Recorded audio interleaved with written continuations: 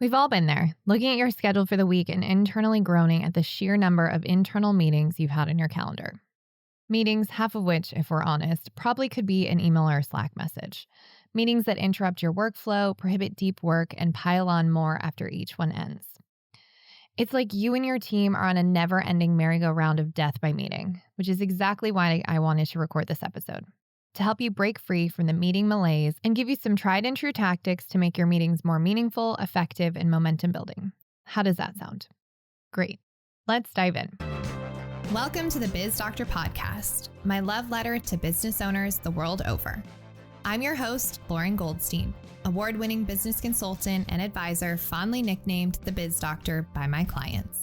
I help business owners who are burning the candle at both ends diagnose what is actually keeping them buried in the day-to-day busy work, and then formulate a treatment plan to adjust their business and team to fit them, so they can take a breath and a vacation and have more fun making a bigger impact than ever. So grab your favorite beverage and your earbuds, and let's dive into our latest episode. First, let me bust a few myths about the purpose of meetings, which are probably going to get me in some trouble, but here goes.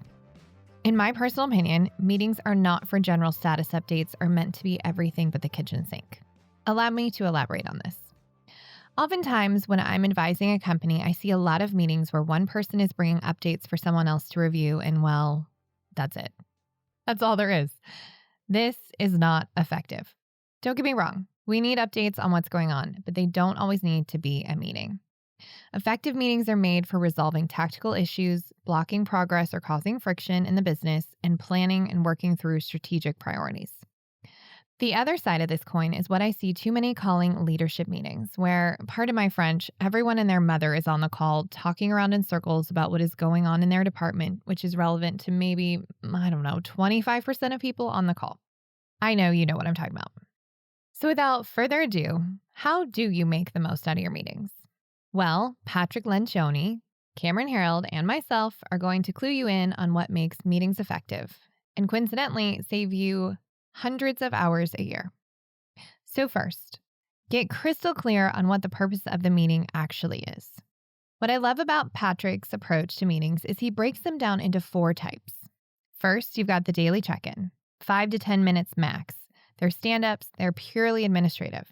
Then you've got the weekly tactical. This one's 45 to 90 minutes, starts with a quick lightning round of top priorities, and then resolves immediate tactical issues.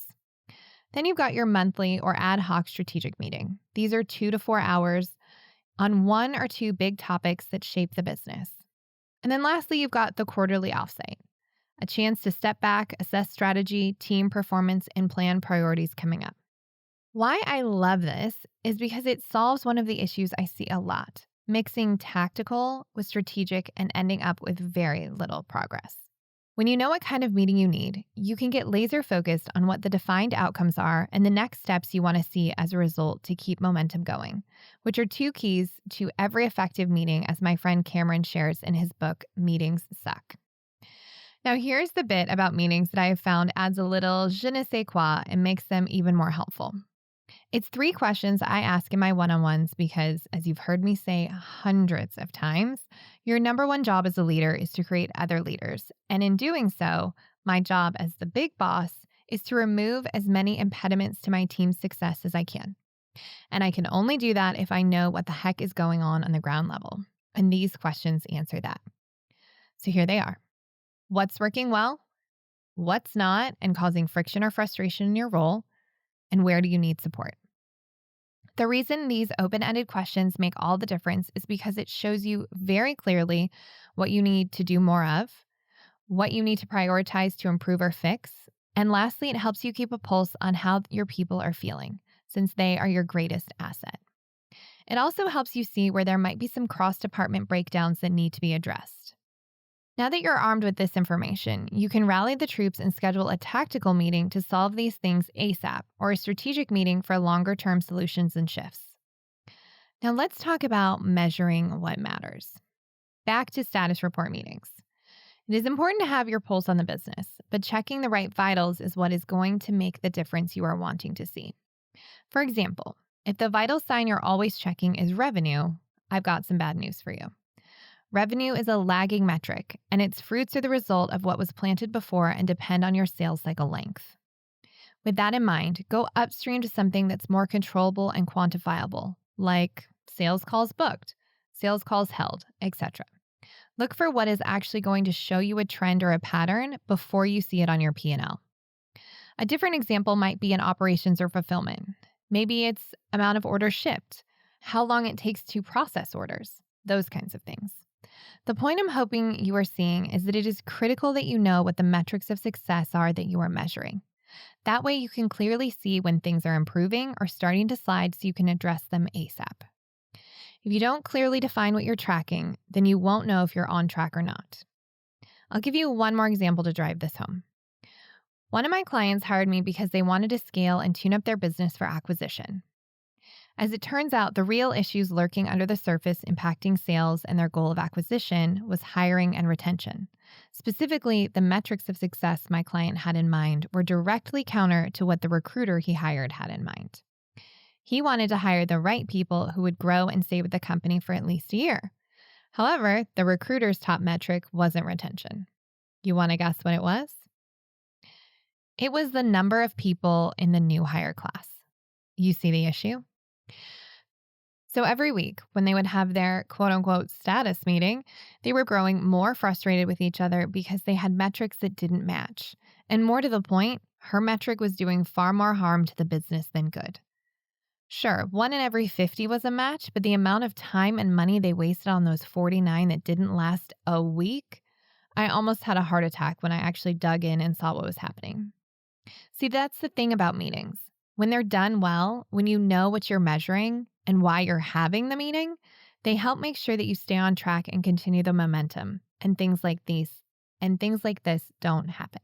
Use them as willy-nilly moments to check in, and you start hurting your team, your business, and your margins because you're keeping your team stuck in busy work, not deep work. Lastly, I want to leave you with this. Just because something was brought up in a meeting doesn't mean it needs to be discussed, hashed out, or solved right then. In fact, my best advice to you is jot the things down that have been brought up and then prioritize them. Once you have a priority list, look at who needs to be involved in that meeting. More often than not, it will involve either a very small subset of the initial meeting attendees or in some cases, a completely different team. Don't bog down or waste your leaders' time with items that don't really impact them. Trust me, they will thank you. Okay, quick recap since this was a bit rapid fire and a short episode. First, define your meeting. Figure out what kind of meeting is necessary. The 4 types again are daily check-ins, weekly tactical, monthly strategic, and quarterly offsite. Second, get clear on what the defined outcomes are and the next ideal steps you want from the meeting. If a meeting doesn't need to happen, cancel it and give your people back their time. Asana's Anatomy of Work estimates that 103 hours per year are spent in unnecessary meetings per employee. So just imagine what your people could do with 100 hours back to move the business forward. Third, get the right people in the room. Your meetings will be 100 times more efficient and effective if you are ruthless with who does or doesn't need to be in the meeting. More doesn't necessarily mean it's going to be as impactful. And this may trigger you, but it is okay if someone says to you, I don't need to be in this meeting. I would rather use the time to do XYZ. Trust me, your high performers will know when they need to be there or not. And this is also a good clue if your meetings are truly valuable. Oh, and one more quick thing. If your meetings have more than 5 to 6 people in them, chances are you don't have the true strategic decision makers who are your top leaders, and you are in danger of having what I call meeting stew, where a lot of things get thrown in to be discussed, but not a lot gets done. Fourth, define metrics of success that you are measuring so you can keep your hand on the pulse of the right business vital signs. Lastly, communicate to your team that if they're bringing a problem to your meeting, your expectation is that they do it following the 1-3-1 rule. 1 problem, clearly defined, 3 viable solutions, and 1 recommendation. If you shift your meetings to follow these 5 navigational beacons, your meetings will no longer feel like drudgery, and your business and team will blossom in ways you can't even picture because your meetings will be more effective, valuable, and efficient. Here's to no longer having meetings that suck. Thank you so much for listening in. If you want more tactics like this to free you up from your business, be sure to follow the show to get notified when our next episode is live and ready for your ears. If anything I shared sparked something in you or resonated, I would love it if you shared this episode with someone else. Please take a moment to also rate and review our show so it shows up to more people who need to hear it. If you'd like to connect, tag or DM me on Instagram at It's Lauren Goldstein or LinkedIn or wherever you hang out online. Thanks so much for listening. That's it for this week's episode. Until next time. Thank you for listening to the Biz Doctor podcast. Now, I like to say that friends don't let friends WebMD your business. So if you're wondering what your next steps could be, here are some options for you. No matter what, head to the show notes or to my website, goldenkeypartnership.com, for some impactful resources to support you getting out from under your business. That's also where you'll find the links to learn more about our services and how we support business owners, just like you, who are ready to make the successful jump from business operator in the trenches to visionary business owner with more freedom and flexibility. All of that info is on our website, so pop on over to learn more or get in touch. goldenkeypartnership.com. Finally, if you love the Biz Doctor podcast, I'd be so grateful if you would share it with your friends and network and give us a 5-star rating or review wherever you listen to your podcast.